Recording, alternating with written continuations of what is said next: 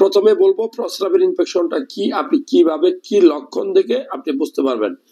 Number 1, আপনি যখন প্রস্রাব করবেন প্রস্রাব প্রচন্ড জ্বালা পোড়া করবে।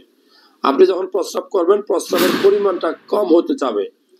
আপনি যখন প্রস্রাবটা করবেন ক্লিয়ার প্রস্রাব না হতে পারে, তল পেটে ব্যথা করতে পারে, জ্বর আসতে পারে, খাওয়ার রুচি নষ্ট হতে পারে। আপনি যেখানে প্রস্রাব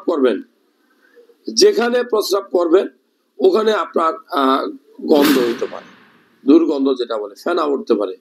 এগুলো হলো প্রস্রাবের ইনফেকশনের লক্ষণ।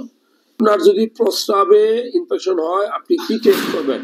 নাম্বার 1, আপনি রুটিন এক্সামিনেশন করবেন ইউরিন, অর্থাৎ ইউরিন আর রুটিন এক্সামিনেশন ইউরিনের। নাম্বার 2, আপনি সিরাম ক্রিয়েটিনিন টেস্ট করবেন। Number 3, KUV kidney ureter urinary bladder একটা আল্ট্রাসোনোগ্রাম করবেন।